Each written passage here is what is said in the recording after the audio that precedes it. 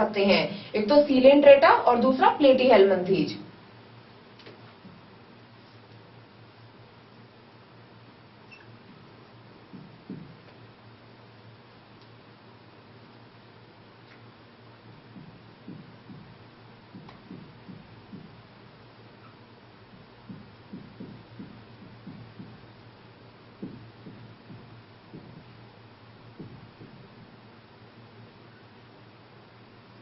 Coelenterata संघ 2 है और प्लेटीहेल्मिन्थीज संघ 3। अब ऐसे जीव जिनके अंदर कूट देहगुहा का आवरण पाया जाता है, मतलब आभासी देहगुहा पाई जाती है, उनके अंदर देहगुहा होती तो है परंतु दिखाई नहीं देती, तो जो दूसरे प्रकार की जीव है उनके अंदर वो है कूट देहगुहाधारी, कूट देहगुहा वाले। और ऐसे प्रकार के जंतुओं को नीमेटोडा कहा जाता है, एसके हेल्मिन्थीज में रखा जाता है।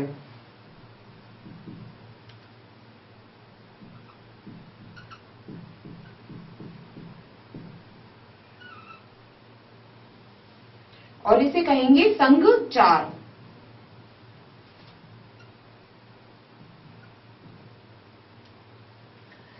अब ऐसे जंतु जिनके अंदर देह गुहा नहीं पाई जाती है, मतलब कि देह गुहा पाई जाती है, अनुपस्थित तो ये हो गई जिनके अंदर देह गुहा नहीं पाई जाती, लेकिन और ऐसे प्राणी जिनके अंदर देह गुहा का कुछ आभासी आवरण पाया जाता है, मतलब कि जो कूट देह गुहाधारी होते हैं, उन्हें नीमेटोडा के अंतर्गत रखा जाता है। नीमेटोडा को एसके हेल्मिन्थीज भी कहते हैं,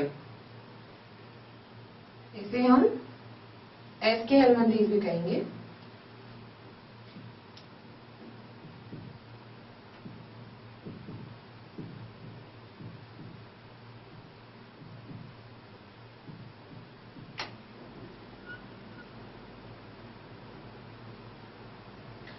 अब ऐसे जो कि प्रॉपर देह गुहाधारी होते हैं, जिनके अंदर एक सुविकसित देह गुहा पाई जाती है उनके शरीर में, उन्हें कहते हैं देह गुहाधारी।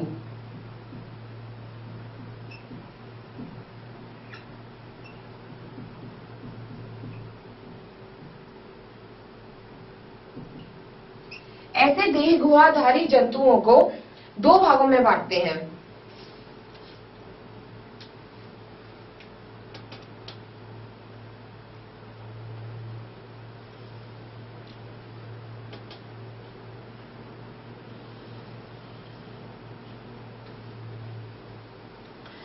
एक तो वे जंतु जिनके अंदर भ्रूण के विकास के समय कोशिका से मीजोडर्म की कोशिका का विकास होता है, और एक वो जिनके अंत स्तर की एक थैली से देहगुहा का निर्माण होता है।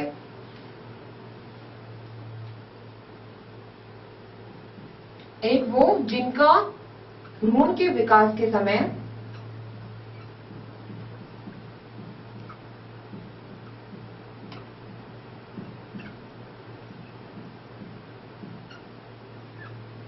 जब भ्रूण का विकास होता है शिशु अवस्था में, तो उसमें मीजोडर्म के अंदर का जो स्तर है, अंत स्तर मीजो और विकास के समय मीजोडर्म की कोशिका से ही जीव का विकास होता है।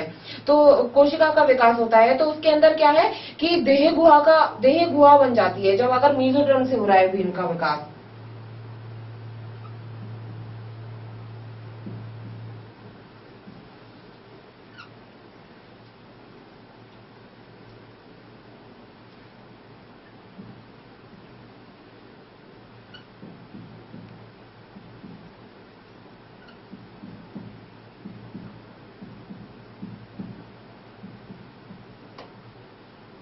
ऐसे जंतु जिनके अंदर जब भ्रूण का निर्माण होता है, तो उनकी मीजोडर्म की जो कोशिका है उससे अगर नई जीव का निर्माण होता है, तो उनके अंदर देह गुहा पाई जाती है।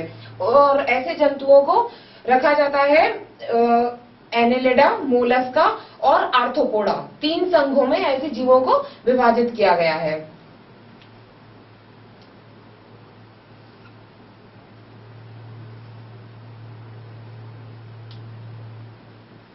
एनेलिडा, मोलस्का और आर्थ्रोपोडा।